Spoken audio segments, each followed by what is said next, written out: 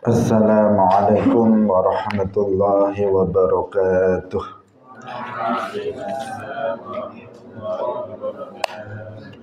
Alhamdulillahi rabbil alamin. Lahu ni'matu wa lahul fadlu wa lahul thana'ul hasan. Wassalawatullahil barrir rahim wal malaikatil muqarrabin ala sayyidina wa maulana Muhammadin wa ala alihi wa ashabihi tayyibin tahirin. Allahumma la sahla illa ma ja'altahu sahla wa anta taj'alul hazna idza syi'ta sahla. Allahumma arzuqna al-ikhlasa fi niyyati wal qawli wal amal wa ba'du. Ila Nabiyyil Mustafa sallallahu alaihi wasallam wa ikhwanihi minal anbiya'i wal mursalin wa syuhada'i was salihin, khususan ila sultanil awliya Syekh Abdul Qadir Al-Jilani wa Syekh Ahmad Ar-Rifai wa Syekh Bahaidin An-Naqsyabandi wa Syekhina Abdullah Al-Harari wa ila arwahi muassisi jam'iyati Nahdlatul Ulama Syekh Muhammad Hashim Ash'ari wa Syekh Bisri Sansuri wa Syekh Abdul Wahab Hasbuah wa ila arwahi jami'i ahli al-qubur minal muslimin wal muslimat. Al-Fatihah. A'udzu billahi minasy syaithanir rajim. Bismillahirrahmanirrahim. Alhamdulillahi rabbil alamin. Ar-Rahmanir Rahim. Maliki yaumiddin. Iyyaka na'budu wa iyyaka nasta'in. Ihdinas siratal mustaqim.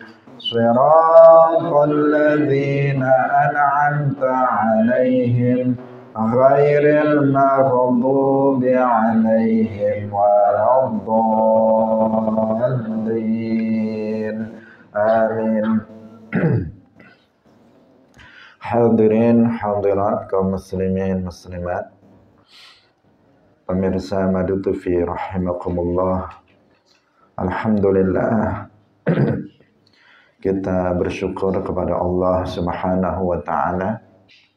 Pada pagi hari ini Allah Subhanahu wa taala masih menganugerahkan nikmat-nikmatnya kepada kita semuanya, nikmat yang tidak terhitung jumlahnya, sehingga pada pagi hari ini kita bisa melanjutkan pengajian kitab Mukhtasar Ibn Abi Jamrah. Semoga Allah Subhanahu wa taala memberikan keistiqomahan kepada kita semuanya. Amin ya rabbal alamin. Salawat dan salam semoga tetap terlimpahkan kepada Nabi Agung Nabi Muhammad sallallahu alaihi wasallam, para sahabatnya, keluarganya, serta seluruh umat Islam yang mengikuti beliau ila yaumil qiyamah.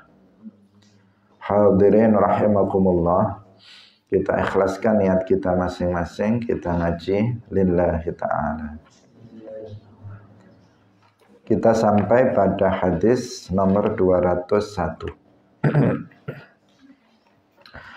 Qala al-muallif rahimahullahu ta'ala an Abi Mas'udin. Kalau tertulis Ibni Mas'ud dicoret menjadi Abi. An Abi Mas'udin radhiyallahu anhu qala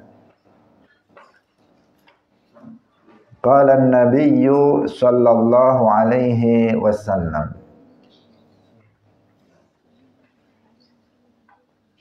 man qara'a bil ayataini min akhir suratil Baqarah fi lailatin kafatahu. Qala wasdawuh sapa an-nabiyyu kanjeng Nabi sallallahu alaihi wasallam, man utawi sapane wong iku qara'a wis maca sapa man bil ayataini kelawan ayat loro min akhiri suratil Baqarah saking akhire surat Al-Baqarah. Fi lailatin ing dalem wengi suci kafatahu mongko nyukupi apa ayataini ing man. Nah, mongko nyukupi apa ayataini min akhiri suratil Baqarah ing man.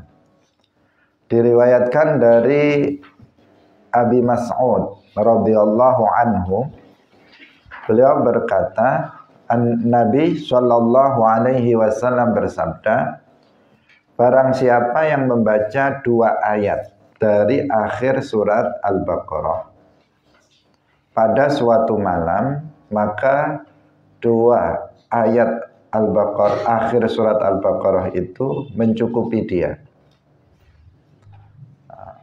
Maksudnya bagaimana? Jadi hadis ini mengajarkan kepada kita, menganjurkan kepada kita setiap malam sebelum kita tidur itu untuk membaca 2 ayat dari akhir surat Al-Baqarah. Yaitu dimulai dari Amanar Rasul sampai akhir. Meskipun 2 ayat tetapi panjang ayatnya. Hampir 1 halaman, tetapi hampir kita semuanya sudah hafal 2 ayat dari akhir surat Al-Baqarah. Dari mulai Amanar Rasul sampai akhir itu kita dianjurkan untuk membacanya setiap malam sebelum tidur. Apa keutamaannya? Keutamaannya Rasulullah Shallallahu Alaihi Wasallam bersabda, kafatahu. Sebagian ulama memaknainya dengan bahwa itu mencukupi bagi dia, dari menghidupkan malam dengan membaca Al-Quran. Artinya dengan membaca 2 ayat dari akhir surat Al-Baqarah pada setiap malam, maka dia sudah terhitung dianggap menghidupkan malam dengan membaca Al-Quran. Meskipun dia nggak membaca Al-Quran seluruhnya, dari mulai Al-Fatihah sampai An-Nas 30 juz, dia tidak membaca keseluruhan, tetapi dia hanya membaca 2 ayat saja dari akhir surat Al-Baqarah, sudah dinilai menghidupkan malam dengan membaca Al-Quran. Itu pendapat sebagian para ulama. Sebagian para ulama yang lainnya mengatakan bahwa dengan membaca 2 ayat dari akhir surat Al-Baqarah, maka kafatahu artinya telah mencukupi dia. 2 ayat itu telah mencukupi dia dari kejahatan syaitan. Artinya melindungi dia dari bahaya syaitan dengan sebab membaca akhir surat Al-Baqarah tersebut. Jika seseorang sebelum tidur atau di waktu malam secara umum, tentu saja sebelum tidur, dia membaca 2 ayat dari akhir surat Al-Baqarah, maka pada malam itu dia akan dijaga oleh Allah Subhanahu wa ta'ala dari gangguan syaitan. Nah, ini faidahnya atau hikmahnya. Sehingga penting bagi kita untuk mengamalkannya. Karena di malam hari, di saat seseorang itu tidur, maka bisa saja bahaya itu mengancam diri kita. Sebagian orang yang hasad misalnya terhadap kita, itu biasanya mereka melancarkan aksinya, meluapkan hasadnya di malam hari, yaitu dengan melakukan sihir-sihir, melakukan sihir itu di malam hari. Misalnya dia akan menyantet seseorang, ada santet itu kan bagian dari sihir, itu biasanya dilakukan di saat seseorang itu sedang tidur. Ketika dia sedang lalai, tidak waspada, maka di saat itu orang beraksi untuk menyakiti kita dengan sihir dan semacamnya. Demikian juga manusia-manusia yang jahat itu sering beraksi itu di malam hari. Karena memang di malam hari itu sepi. Sehingga ketika dia keluar kemudian berusaha menyakiti seseorang, itu dirasa lebih aman dibandingkan apabila dilakukan di siang hari. Karena itu di malam hari kita harus waspada. Meskipun kita tidur, maka kita harus buat pagar diri kita dengan membaca tahsin. Dan ini adalah salah satu bagian dari bacaan tahsin adalah membaca 2 ayat dari akhir surat Al-Baqarah. Keseluruhan tahsin yang kita amalkan, yang dikumpulkan oleh Syekh Abdullah Al-Harari rahimahullah, yang dibaca habis maghrib dan juga habis subuh, itu adalah ayat-ayat dan wirid-wirid yang salah satu faedahnya adalah menjaga diri kita dari gangguan syaitan maupun dari gangguan manusia, kejahatan makhluk Allah secara umum. Sehingga sangat penting bagi kita untuk membacanya.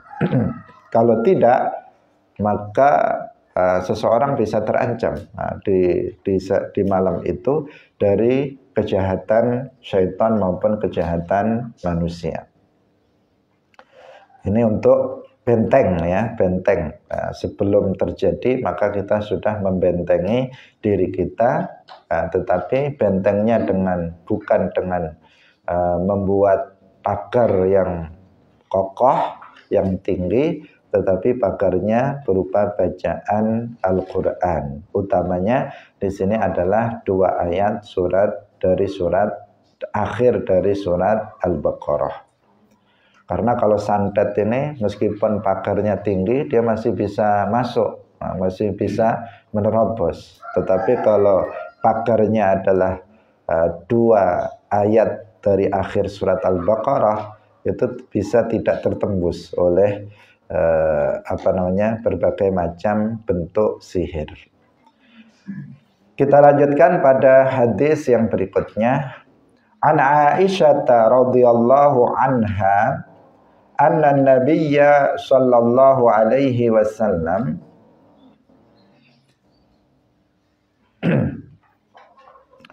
kana idza awa ila firashihi kulla lailatin jama'a kaffaihi thumma nafasa. Anna nabiyya satemene Kanjeng Nabi sallallahu alaihi wasallam iku kana ana sapa Kanjeng Nabi iku idza awa tatkalane mapan sapa Kanjeng Nabi ila firashihi maring panggonan sarine Kanjeng Nabi kulla lailatin ing dalam saben-saben wengi jamaah mongko ngumpulaken sapa Kanjeng Nabi kafaihi ing epek-epek lorone Kanjeng Nabi summa nafasa nuli nyebul sapa Kanjeng Nabi fihima ing dalam kafaihi faqara'a nuli maca sapa Kanjeng Nabi fihima ing dalam kafaihi qul huwallahu ahad wa qul a'udzu birabbil falaq wa qul a'udzu birabbin nas. Tsumma yamsahu nuli ngusap sapa Kanjeng Nabi bihima kelawan kafaihi ma ing barang istata'a kang kuasa sapa Kanjeng Nabi min jasadihi saking jasate Kanjeng Nabi. Ya beda'u mulai sapa Kanjeng Nabi bihima kelawan kafaihi ala ra'sihi ing atase sirai Kanjeng Nabi wa wajhihi lan wajahe Kanjeng Nabi. Wa malan ing barang akbala kang ana bagian ngarep apa ma min jasadihi saking jasate Kanjeng Nabi. yaf'alu nglakoni sapa Kanjeng Nabi zalika ing mangkono-mangkono iku salasa marratin kelawan telu pira-pira ambalan.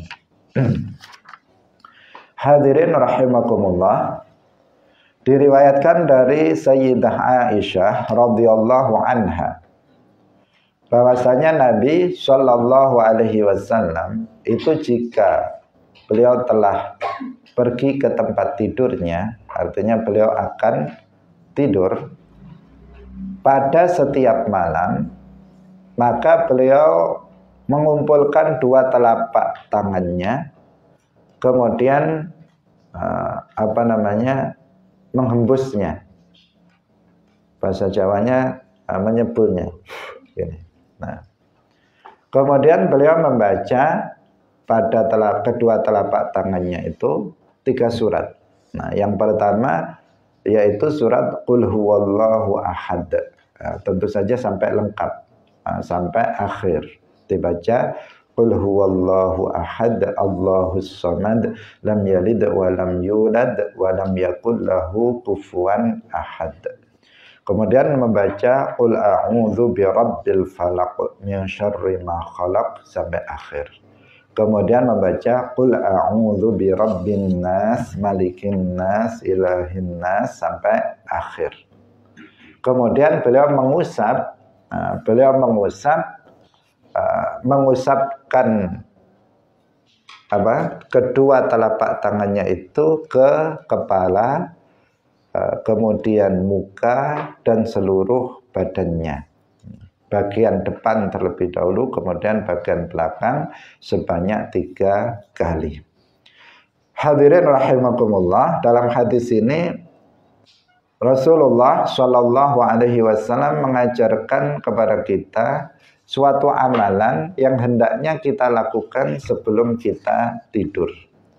Ketika kita sudah mapan itu, kita sudah bersiap untuk tidur, kita sudah berbaring atau akan berbaring di tempat tidur kita, maka apa yang hendaknya kita lakukan yang diajarkan oleh Rasulullah Shallallahu alaihi wasallam, bahwa beliau setiap malam, pertama beliau mengumpulkan ini.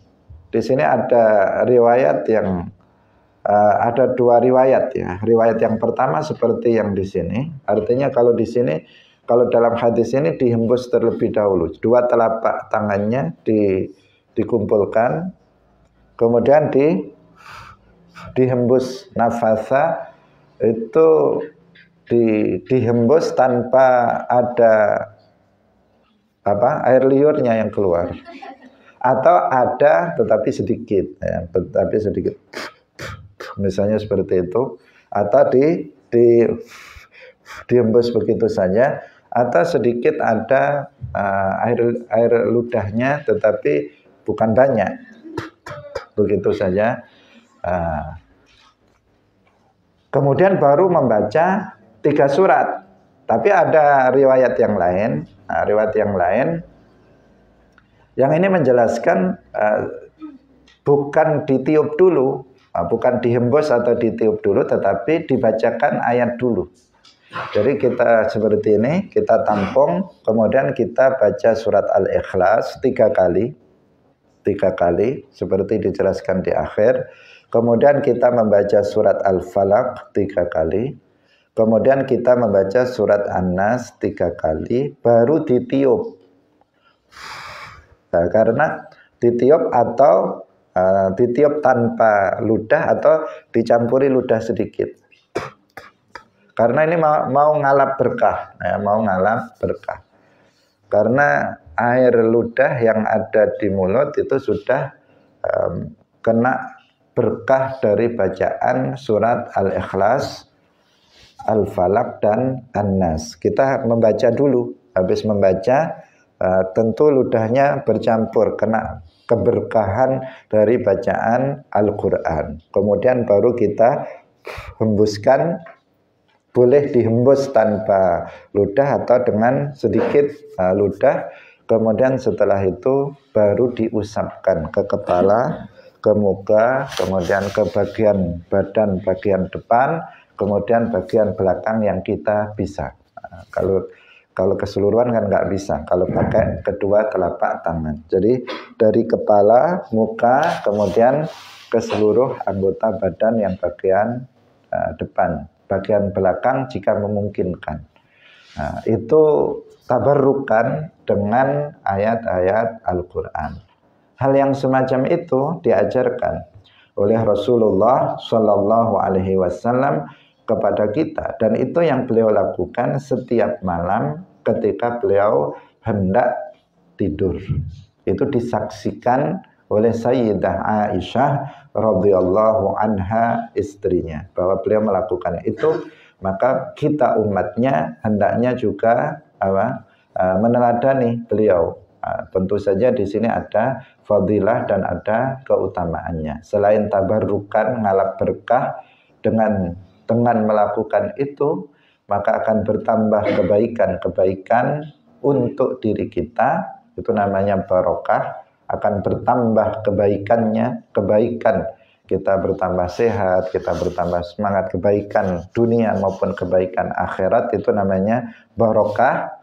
Selain itu yang dibaca itu adalah muawwidzat yang salah satu dari fadilah membacanya akan dijaga dari gangguan syaitan dan makhluk secara umum.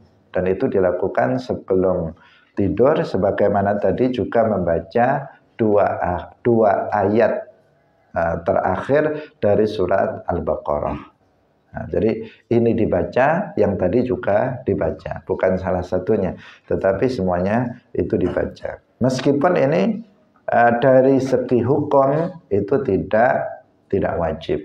Nah, dari sisi hukum membacanya tidak wajib, tetapi ini ajaran dari Rasulullah Shallallahu Alaihi Wasallam yang hendaknya kita lakukan. Sekarang tradisinya sudah banyak berubah. Orang sekarang kalau mau tidur yang dibuka masih HP. Jadi masih nonton Facebook atau masih nonton YouTube sambil tidur, nanti tertidur HP-nya masih nyala. Itu orang sekarang, orang zaman sekarang. Nah, hendaknya tidak seperti itu, karena kita tidak mengetahui hal-hal yang terjadi. Dan bahkan ketika seseorang itu tidur, bisa jadi dia tidak bangun lagi. Ketika seseorang tidur, bisa jadi kemudian dia lanjut pada kematian dan tidak tertidur lagi. Sehingga pada akhir menjelang tidurnya, hendaknya dia melakukan kebaikan-kebaikan, diantaranya dengan membaca ayat-ayat Al-Quran. Kalau dia membacanya tadi dikatakan kafatahu, dengan pengertian bahwa dengan membaca dua ayat terakhir dari surat Al-Baqarah berarti dianggap dia telah menghidupkan malam dengan membaca Al-Quran, maka itu sebuah amalan yang sangat agung. Karena kita memang diperintahkan oleh Allah Subhanahu wa ta'ala dan Rasulnya untuk menghidupkan malam dengan perbuatan-perbuatan taat. Itu yang dimaksud dengan menghidupkan malam. Bukan sekedar begadang malam dengan ngobrol-ngobrol, tetapi dengan melakukan berbagai macam amal ketaatan. Dengan membaca Al-Quran, dengan sholat-sholat malam, dengan belajar ilmu agama dan seterusnya. Silahkan ini untuk bisa diamalkan. Dan ini berarti bukan sesuatu hal yang bukan bid'ah, ya, bukan bid'ah.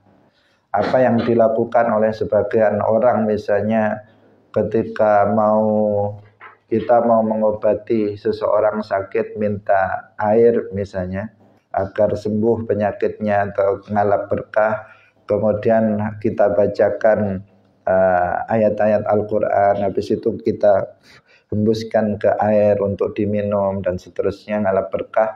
Itu kan ada, meskipun tidak sama persis, tetapi ada tuntunannya.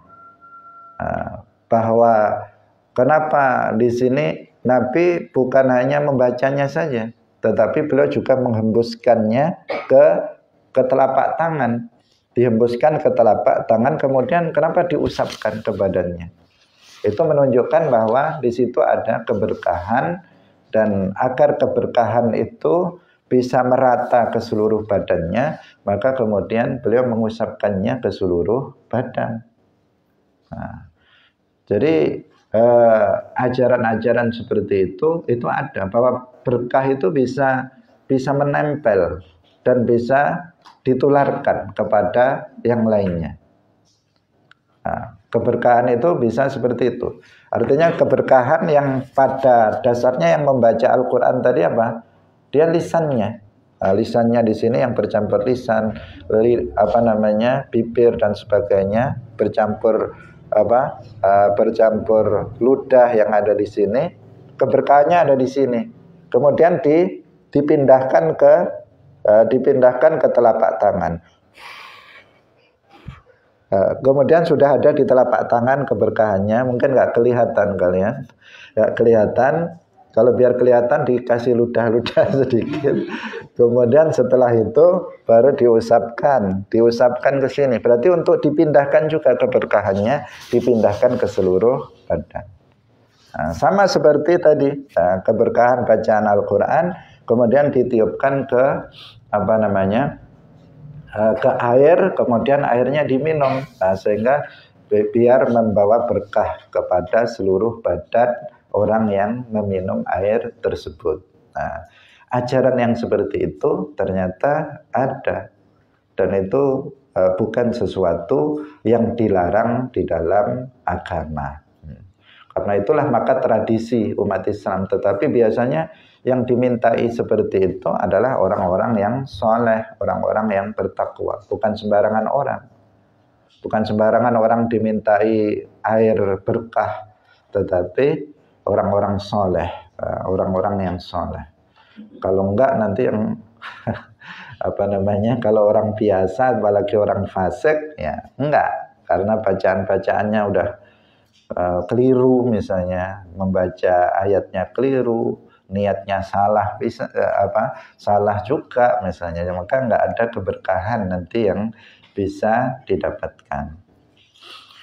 Hadirin rahimakumullah, kita lanjutkan kembali hadis berikutnya. An Abdullah bin Mughaffal qala ra'aitu an-nabiyya sallallahu alaihi wasallam wa huwa ala naqatihi au jamalihi. Ra'aitu was ningali sapa ingsun an-nabiyya ing Kanjeng Nabi sallallahu alaihi wasallam, wa huwa lan utawi Kanjeng Nabi iku ala naqatihi ing atase untane Kanjeng Nabi, au jamalihi utawa untane Kanjeng Nabi. Unta beda ya, yang satu betina, yang satu jantan. Nah, di sini asyakku minar rawi, keraguan dari perawi, apakah Nabi itu ala naqatihi atau ala jamalihi. Nah, di sini di situ bukan keraguan dari Nabi atau siapa, tetapi keraguan dari perawi yang meriwayatkan hadis tersebut. Wahiyalan utawi nakah iku tasiru, melaku apa nakah bihi kelawan Kanjeng Nabi. Wahualan utawi Kanjeng Nabi iku yaqra'u maos sapa Kanjeng Nabi fi suratil Fathi ing dalam surat Al-Fatah. Au min suratil Fathi utawa setengah saking surat Al-Fatah. Qira'atan kelawan bacaan layyinatan kang lembut. Yaqra'u mawas sapa Kanjeng Nabi wa huwa khalil ta Kanjeng Nabi iku yurajji'u nglakoni tarji' sapa Kanjeng Nabi. Maksudnya bagusaken bacaane sapa Kanjeng Nabi. Hadirin rahimakumullah, diriwayatkan dari Abdullah bin Mughaffal, beliau berkata, aku melihat Nabi Shallallahu Alaihi Wasallam dan beliau itu mengendarai untanya. Unta berjalan membawa Nabi, sedangkan Nabi itu membaca surat Al-Fatah atau surat Al-Fatah atau sebagian dari surat Al-Fatah dengan bacaan yang lembut, beliau membaca dengan melakukan tarjih. Hadirin rahimakumullah, hadis ini secara umum menjelaskan kepada kita dan mengajarkan kepada kita, Nabi memberikan teladan kepada kita bahwa hendaknya kita itu melakukan aktivitas ketaatan kepada Allah itu sepanjang waktu, kapanpun dan dimanapun. Kapanpun dan dimanapun hendaknya kita melakukan berbagai amal ketaatan. Sebisa kita, amal yang kita lakukan. Bisa seperti yang dilakukan oleh Nabi Shallallahu Alaihi Wasallam. Beliau sedang berkendaraan, tetapi beliau sambil membaca Al-Quran. Sambil membaca Al-Quran, bukan diam saja sambil melamun, tetapi atau ngobrol ke sana kemari yang nggak ada faedahnya, tetapi beliau sambil berjalan. Artinya apa? Setiap waktu beliau selalu diisi dengan ibadah kepada Allah Subhanahu wa ta'ala, dengan zikir, dengan wirid, dengan membaca Al-Quran, dengan bacaan-bacaan yang lainnya, dan seterusnya. Nah, inilah yang hendaknya kita tiru juga dari Rasulullah Shallallahu Alaihi Wasallam, meskipun ini bukan sesuatu yang mudah, tetapi diamalkan oleh para salihin seperti guru kita Syekh Abdullah Al-Harari rahimahullah. Beliau tidak pernah ada waktu yang kosong untuk santai-santai. Bahkan di tengah-tengah beliau melakukan aktivitas, bahkan di tengah-tengah beliau mengajar itu kan ada diamnya juga. Beliau pun sambil berzikir kepada Allah Subhanahu wa ta'ala. Subahnya berputar. Meskipun beliau sambil mengajar, ada diam, kemudian beliau berzikir, dan seterusnya. Ya, hidupnya hanya diisi untuk ibadah, mengajar, berzikir, dan seterusnya. Nah, itu bisa dilakukan. Kita juga bisa meneladani Nabi dan meneladani guru-guru kita dalam hal ini. Tetapi di masa sekarang ini memang masa yang luar biasa, ya. Kalau kita tidak berhati-hati, banyak hal yang melalaikan kita. Kita seringkali di tengah-tengah aktivitas kita justru aktivitas utama justru terganggu oleh kegiatan-kegiatan, misalnya HP atau media sosial dan seterusnya. Bukan itu kita lakukan di sela-sela, tetapi justru di sela-sela, artinya bukan kita lakukan di sela-sela waktu yang tersisa, tetapi justru kita melakukan di waktu utama kita, di saat kita melakukan kegiatan-kegiatan ibadah, sehingga praktis terganggu. Bukan hanya dia kegiatan sampingan, tetapi menjadi kegiatan utama. Karena itulah maka perlu kita untuk waspada. Kecuali penggunaan media sosial bukan berarti nggak boleh kita manfaatkan untuk kepentingan dakwah. Kepentingan dakwah untuk menulis materi-materi pelajaran, materi-materi dakwah, untuk mengeser materi-materi dakwah yang bermanfaat untuk umat Islam secara keseluruhan. Karena dengan seperti itu maka akan lebih sangat cepat dibandingkan dengan kita misalnya secara manual. Tetapi jika tidak mampu untuk memanfaatkannya seperti itu, sering seseorang itu justru media sosial lagi-lagi hanya untuk sebagai hiburan saja, untuk cari yang lucu-lucu, untuk cari cerita-cerita yang yang kurang manfaatnya dan seterusnya, sehingga mengganggu segala aktivitas, bukan hanya dipakai di sela-sela aktivitas, tetapi justru menjadi pengganti dari aktivitas yang lebih bermanfaat bagi kita. Sedangkan orang salihin, Nabi dan para sahabat, para salihin, para salaf itu enggak. Mereka aktivitas ibadahnya, aktivitas yang mulia. Di sela-sela itu pun mereka masih manfaatkan untuk baca Al-Quran, dimanfaatkan untuk berzikir, untuk membaca wirid dan seterusnya. Sambil berjalan, subhahnya masih terus diputar. Bukan hanya sekedar diputar, lisannya juga membaca tasbih, membaca takbir, membaca istighfar, dan seterusnya. Ini hal-hal yang dicontohkan oleh Nabi. Nabi sedang berkendaraan, beliau membaca Al-Quran, sambil membaca Al-Quran. Dan membaca Al-Qurannya itu dengan suara keras. Buktinya, ini tahu. Kalau membacanya tidak dengan keras, tentu perawi hadisnya nggak tahu, nggak sahabat nggak tahu. Beliau berarti membacanya dengan suara keras, karena terkadang melakukan zikir, membaca wirid, membaca zikir atau membaca Al-Quran dengan suara keras, itu terkadang ada hikmah dan ada fadilahnya. Di antaranya adalah kesemangatan kita di dalam di dalam membaca Al-Quran atau wirid. Paling nggak ngantuk, nggak ngantuk. Karena kalau kita misalnya membaca Al-Qurannya lirih, misalnya, lama-lama ngantuk, ya, lama-lama ngantuk. Tetapi kalau dengan suara keras, maka kita akan bersemangat dan kemudian nggak ngantuk.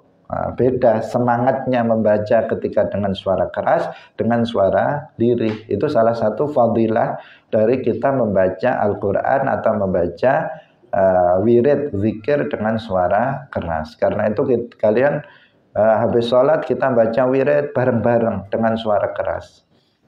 Karena kalau nggak dengan suara keras dan nggak bareng-bareng,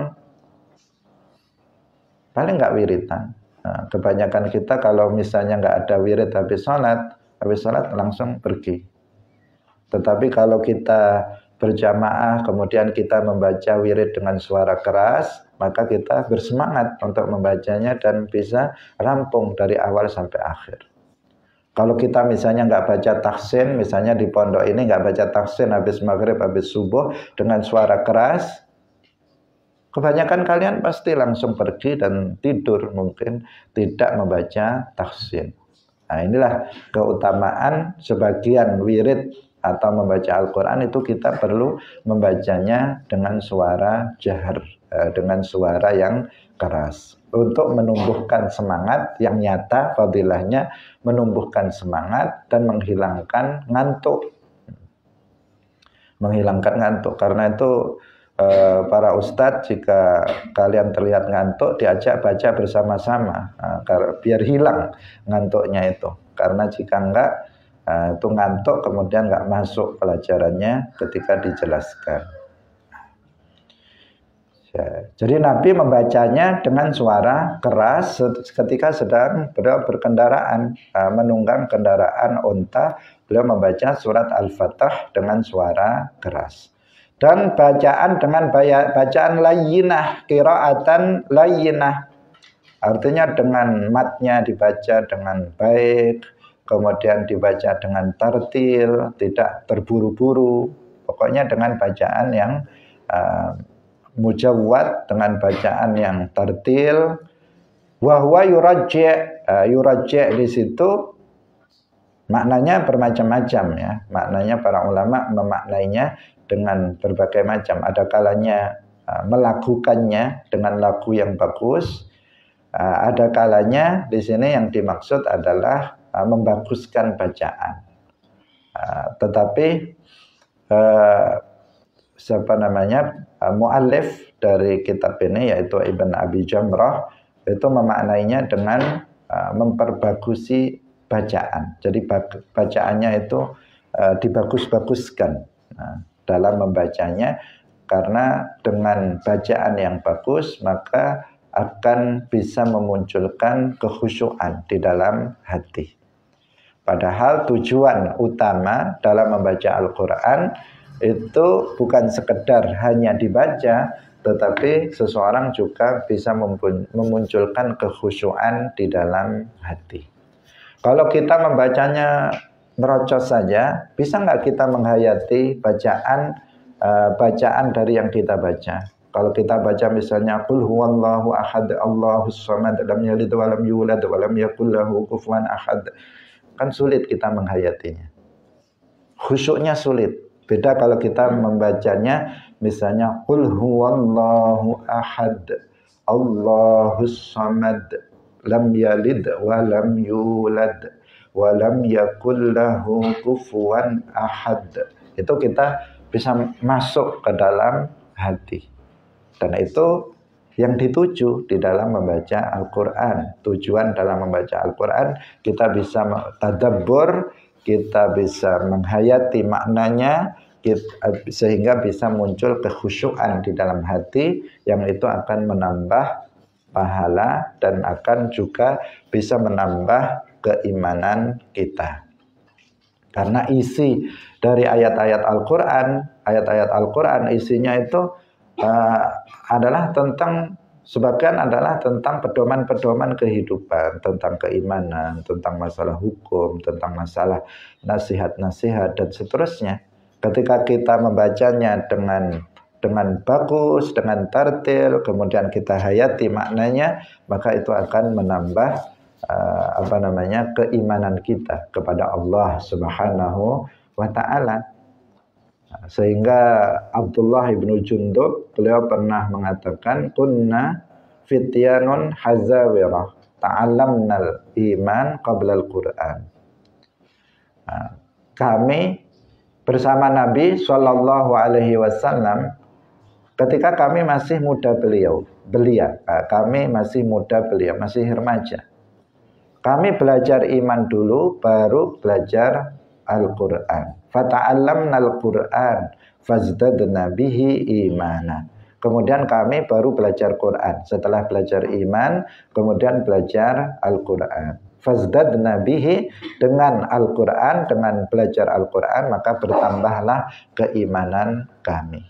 Karena Al-Quran dipelajari, membacanya dengan benar, kemudian juga makna dan penafsirannya, sehingga seseorang ketika membacanya bisa menjadi penyebab bertambahnya keimanan dia. Wahwa yuraji itu tadi kita sebutkan tadi memperbaiki bacaannya, diulang-ulang bacaannya dengan bacaan yang bagus. Kita lanjutkan pada hadis berikutnya. Jundub bin Abdillah radhiyallahu anhuma qala, wasdawa sapa sahabat Jundub ibni Abdillah, qala wasdawa sapa an-nabiyyu kanjeng Nabi sallallahu alaihi wasallam, iqra'u maca sapa sira kabeh al-Qur'ana ing Al-Qur'an, ma talafat selagine kumpul alaihi ing atase alaihi ing atase Al-Qur'an apa qulubukum pira-pira ati sira kabeh. Fa idza ikhtalaftum mongko tetkalane wis beda-beda sapa sira kabeh, faqumu mongko jumenenga sapa sira kabeh anhu sangking maca Al-Quran. Hadirin rahimakumullah, diriwayatkan dari Jundub ibn Abdillah radhiyallahu anhuma, beliau berkata, Nabi Shallallahu Alaihi Wasallam bersabda, bacalah Al-Quran selagi hati kalian itu nyaman, itu maksudnya hati kalian nyaman untuk baca Al-Quran. Dan ketika kalian sudah bosan, maka berdirilah, artinya tinggalkan baca Al-Quran, melakukan aktivitas yang lainnya. Itu satu makna yang kita sampaikan. Karena dalam hadis ini ada beberapa pemaknaan yang telah dijelaskan oleh para ulama.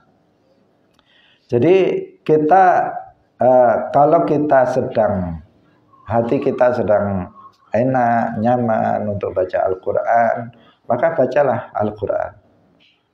Ketika kita sudah baca Al-Quran, dapat 1 halaman, 2 halaman, 3 halaman, 4 halaman, kok rasanya sudah bosan misalnya, ya udah tinggalkan. Tinggalkan, melakukan kegiatan yang lainnya. Melakukan kegiatan yang lain. Nanti kalau sudah nyaman lagi kita untuk baca Al-Quran, kita baca Al-Quran lagi, dan seterusnya. Itu tata cara.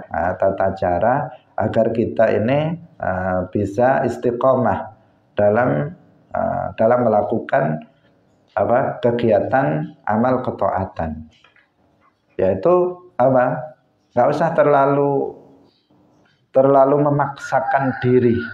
Jangan terlalu memaksakan diri dalam berbuat kebaikan. Karena kalau memaksakan diri nanti justru tidak bisa istiqomah. Ini untuk amalan-amalan yang sunnah ya, bukan amalan yang wajib. Kalau amalan yang wajib bukan seenaknya kondisi kita, enggak. Kalau nyaman sholat maghrib, kalau enggak ya lagi malas enggak usah lah. Bukan seperti itu. Kalau misalnya sholat subuh lagi semangat untuk bangun subuh, maka bangun. Kalau lagi malas ngantuk enggak usah lah. Enggak seperti itu. Enggak seperti itu. Kalau amalan wajib maka namanya juga wajib, harus dilawan hawa nafsu dan kita melaksanakan perkara yang wajib tersebut. Tetapi kalau amalan itu amalan yang sunnah, maka kita cari, istilahnya kalau sekarang itu cari moodnya. Kalau lagi mood baca Al-Quran, entah apa itu mood gitu. Jadi kalau lagi punya mood baca Al-Quran, baca. Kalau sudah malas, sudah enggak, tinggalkan. Cari aktivitas yang baik yang lainnya. Mungkin ganti menulis, atau habis itu ganti baca buku. Kalau lagi mood baca Quran lagi, baca. Nanti kalau lagi sudah bosen, cari kegiatan yang lainnya yang bagus. Mungkin olahraga dulu. Nanti ketika sudah mood lagi, baca lagi. Ini yang diajarkan oleh Rasulullah Shallallahu Alaihi Wasallam. Selain itu kan kalau seseorang sudah nggak mood membaca Quran, dipaksakan, nanti juga dia tidak akan, pertama membacanya juga akan asal-asalan. Kemudian yang kedua, dia juga nggak akan bisa khusyuk dalam membacanya. Dia nggak akan bisa menghayati bacaan Al-Qur'annya. Kenapa? Lagi nggak mood, banyak pikiran dan sebagainya, lelah, capek, sudah ngantuk sekali. Udah kalau ngantuk ya tidur saja, nggak usah teruskan baca Qur'annya. Nanti bacaannya malah rusak kalau kamu membaca Al-Qur'an sambil ngantuk-ngantuk. Nah, itu. Ini ada, ini perintah Nabi seperti itu. Fa idza ikhtalaftum faqumu anhu. Jika kamu sudah bosan, maka udah tinggalkan Al-Qur'annya, kamu berdiri cari kegiatan yang lainnya. Kalau ngantuk ya kamu tidur. Mudah karena ini adalah hal-hal yang disunnahkan di dalam Islam, sehingga kita melakukannya sesuai dengan kemampuan kita. Setiap orang kemampuannya berbeda-beda sesuai dengan himmahnya masing-masing. Ada orang yang himmahnya sangat luar biasa, sehingga dia dalam semua keadaan, semua waktu dan semua kondisi itu diisi dengan berbagai macam amal ketaatan. Bahkan ada sebagian yang baca Quran terus-menerus tanpa merasa capek, tanpa merasa lelah karena himmahnya yang sangat tinggi. Tapi ada di antara kalian yang baca Al-Quran 1 halaman saja sudah terasa lama sekali. Hanya dituntut kalian untuk baca Quran dari habis maghrib sampai isya. Itu pun udah nggak sabar. Baca setengah halaman udah pergi. Padahal kalian di waktu itu dituntut untuk membaca Al-Quran Kalau sudah talaki selesai diulang-ulang sampai datang waktu isya. Ini habis talaki langsung pergi. Atau tidak diulang-ulang. Seakan-akan sudah bosan membaca Al-Quran. Nah, semestinya kan enggak, itu semuanya dorongannya adalah himmah yang ada pada diri kita. Kalau kita tahu pahalanya, semestinya himmah kita naik. Bahwa membaca Al-Quran setiap hurufnya itu pahalanya adalah 10 kebaikan setiap hurufnya. Nah, maka hendaknya kita memperbanyak membaca Al-Quran. Karena apa? Karena seorang mukmin tidak pernah merasa kenyang dengan kebaikan yang dilakukannya. Bukan justru sebaliknya. Ya udah, ini sudah 1 halaman, ini sudah 10 kali berapa, ini sudah banyak, udah cukup lah. Bukan seperti itu. Nah, ini namanya pikirannya terbalik. Sudah dibilang fadilahnya besar, misalnya ini kalau membaca Al-Quran setiap hurufnya pahalanya 10 kebaikan. Maka saya 1 halaman cukuplah. Ini kan sudah banyak, ini sudah berapa huruf ini. Seorang mukmin yang sempurna tidak seperti itu. Seorang mukmin yang sempurna imannya justru dia berpikir sebaliknya. Justru ini kesempatan saya untuk memperbanyak pahala yang sebanyak-banyaknya, karena seorang mukmin yang sempurna nggak akan pernah merasa kenyang dengan pahala yang dikumpulkan, karena pahala sebanyak apapun yang kita kumpulkan di dunia ini tetap tidak sebanding dengan kehidupan akhirat yang abadi. Karena kehidupan akhirat itu abadi selama-lamanya, sehingga membutuhkan bekal pahala yang tidak sedikit. Maka ketika suatu amalan itu diiming-iming dengan pahala yang banyak, maka hendaknya itu kesempatan untuk kita juga memperbanyaknya. Hadirin rahimakumullah. Sebagian para ulama itu memaknai ayat ini, hadis ini dengan fa'idhah talaftum faqumu anhu. Itu artinya memang ikhtilaf betulan. Artinya ketika seseorang itu membahas tentang maknanya, kemudian terjadi perdebatan di antara 2 atau 3 orang tentang makna Al-Quran, maka sudah berhenti, jangan dilanjutkan perdebatan tentang itu.